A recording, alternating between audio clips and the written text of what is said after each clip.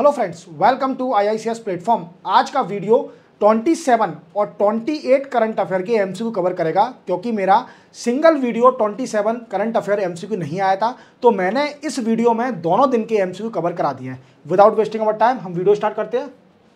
First question, national seeds corporation is decided to sell seeds online on which platform. देखो दोस्तों, इसका answer तो पहले आप जान लीजिए, माई स्टोर।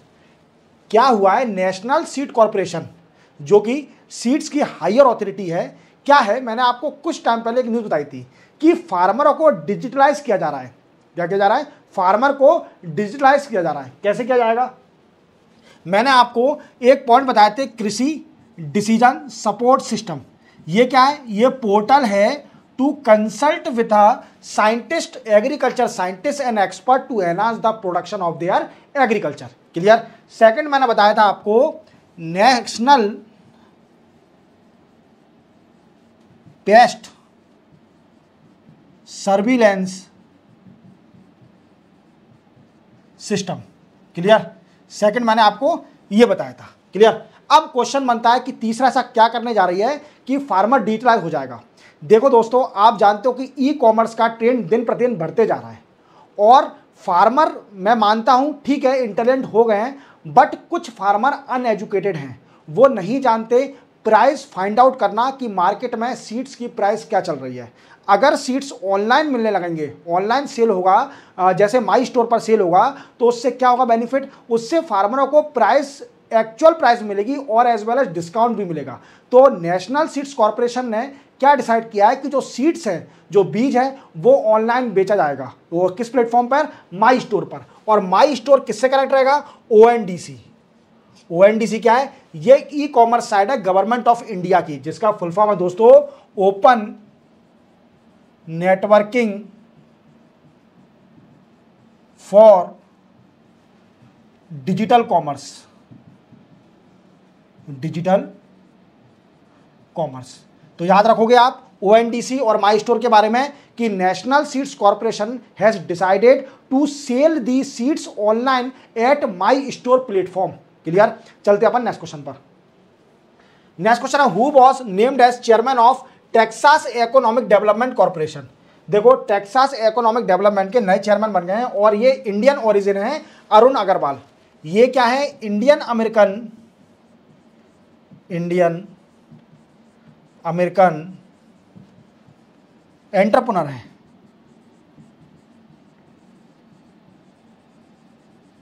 और ये डायरेक्टर और चेयरमैन बन गए किसके? टेक्सास इकोनॉमिक डेवलपमेंट कॉर्पोरेशन के।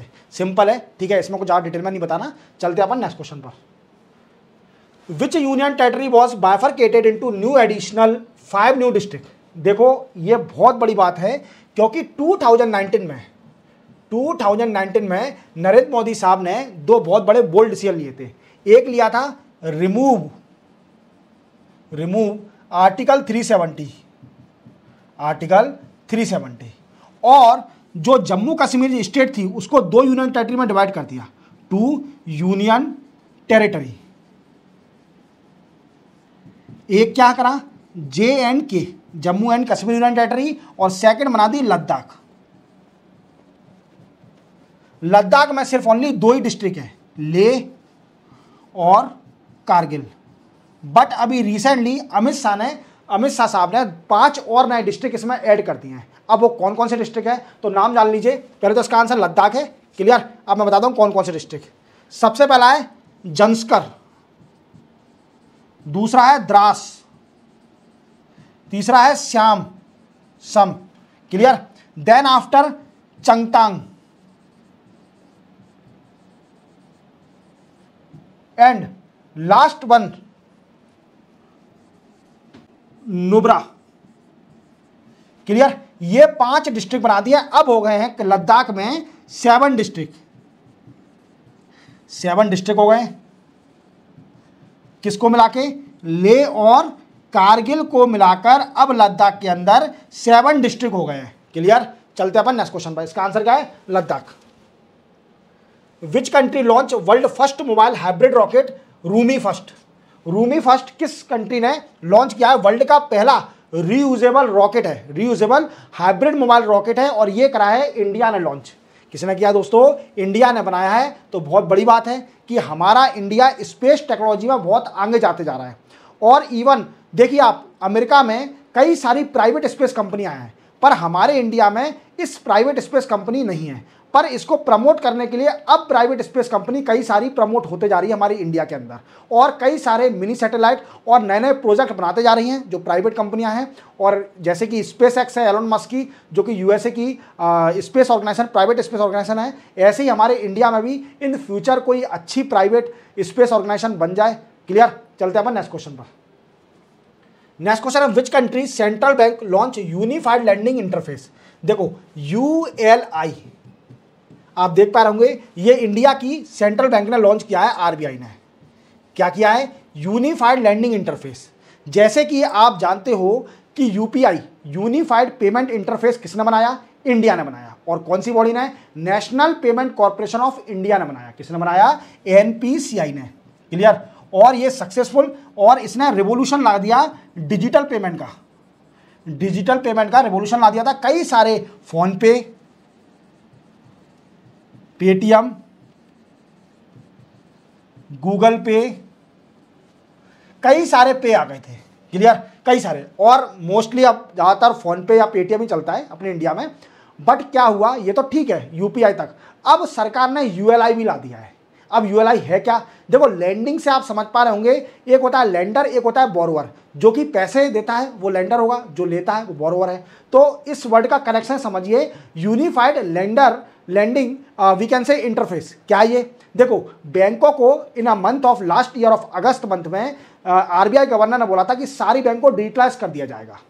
और आप कभी भी क्रेडिट लेने जाते हो, जो छोटे छोटे बिजनेसमैन होते हैं वो क्रेडिट लेने जाते हैं, तो उन्हें बड़ी दिक्कत होती है, क्योंकि कई सारे डॉक्यूमेंट उन्हें दिखाना पड़ता है, और कई सारी अथॉरिटी पे कई सारे डॉक्यूमेंट होते हैं, जैसे कि state government, central government, then after digital authentication authority, और उसके बाद credit score, credit we can say credit bank information companies. ये कई सारी कंपनी हैं जो कि डिफरेंट डेटा रखती हैं कस्टमर का, जो कि क्रेडिट लेने आया है। अब इन डेटा को कलेक्ट करने में बड़ा ही टाइम लगता है, और लोन अप्रूव या जो क्रेडिट अप्रूव होने में बहुत ज़्यादा टाइम लग जाता है, 10 दिन, 1 महीना कभी कभी।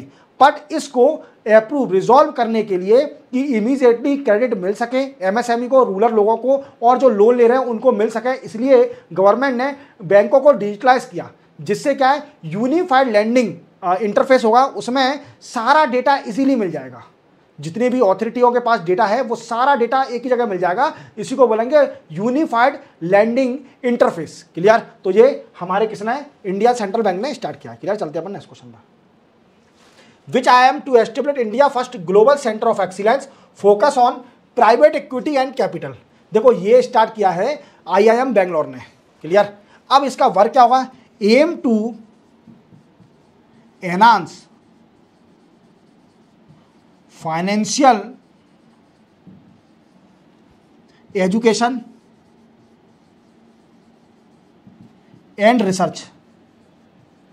याद रखोगे, फाइनेंशियल एजुकेशन और रिसर्च को प्रमोट करने के लिए IIM बेंगलोर ने एक excellence centre of excellence setup किया है।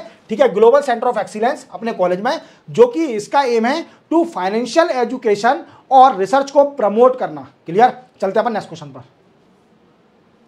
विच स्पेस ऑर्गेनाइजेशन हैज लॉन्च तंगीर first satellite to track methane emission. देखो, ये सैटेलाइट लॉन्च किया नासा ने। नासा आप जानते हो किसकी स्पेस ऑर्गेनाइजेशन है? यूएसए की स्पेस ऑर्गेनाइजेशन है NASA.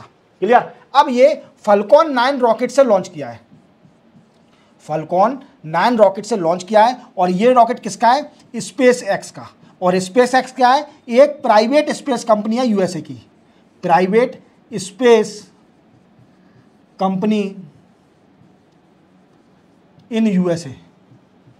Clear? Private space company in USA. और ये इसके मालिक कौन है? Elon Musk. एलोन मस्क को तो आप अच्छी तरह ही जानते होंगे। इनको एक टैग दिया जाता है कि ये दूसरे प्लेनेट के हैं, एंड मीन्स अर्थ प्लेनेट के नहीं है, ये किसी और प्लेनेट से आए हैं, और इनका दिमाग बहुत चलता है। बट एक ही चीज़ फेल हो गया था जब इन्होंने ट्विटर ले लिया था। क्लियर?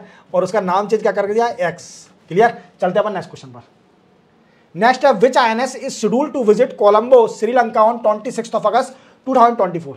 ये पूछ रहा है कि कौन सा नवल नवल शिप जाएगा श्रीलंका में to enhance the maritime cooperation between both country India and Sri Lanka. तो वो जा रहा है आईएनएस मुंबई।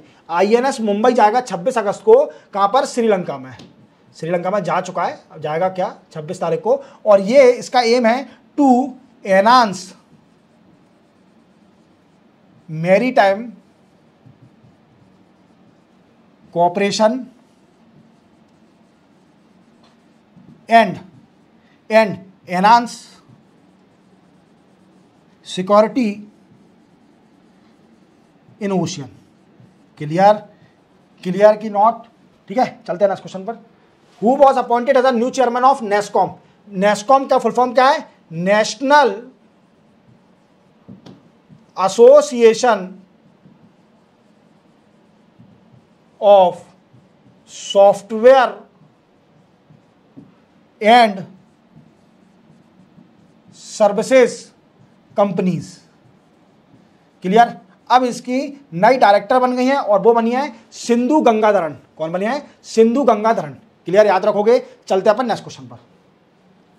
नेक्स्ट क्वेश्चन है which ministry launch national medical register portal to boost health care. देखो अब हेल्थ केयर आ गया है तो मिनिस्ट्री आंख बंद करके लगा देना, ministry of health and family welfare. फिर अगर वो सही हो गलत हो वो अलग बात है, पर 99% वो सही होगा आपका। क्लियर? अब ये ministry of health and family welfare ने एक पोर्टल लॉन्च किया है जिसका नाम है नेशनल मेडिकल रजिस्टर्ड पोर्टल। ठीक है, ये किसने करा है? Ministry of health and family welfare ने। और इसके अभी यूनियन मिनिस्टर कौन है? जेपी नड्डा साहब, जेपी नड्डा जी। क्लियर? अब ये पोर्टल करेगा क्या? तो इसका वर्क है to registered all MBBS doctor in India. India के जितने भी एमबीबीएस डॉक्टर हैं उनको इस पोर्टल में रजिस्टर्ड किया जाएगा। क्लियर? चलते अपन नेक्स्ट क्वेश्चन पर। Who was appointed new director general of ITBP? ITBP क्या है? Indo Tibetan border police force. ये कहां डिप्लॉय करी जाती है? ये करी जाती है इंडिया और चाइना के बॉर्डर पर जो फोर्स डिप्लॉय करी जाती है to provide the we can say security to the border area across the border area of India and China. उनके नए डायरेक्टर जनरल बन गए, उनका नाम है संजीव राणा। क्या नाम है? संजीव राणा। इसी के साथ ये करंट अफेयर का एमसीक्यू कंप्लीट होता है। मिलते हैं हम कल 29 अगस्त के नए करंट अफेयर एमसीक्यू के साथ। तब तक के लिए जय हिंद।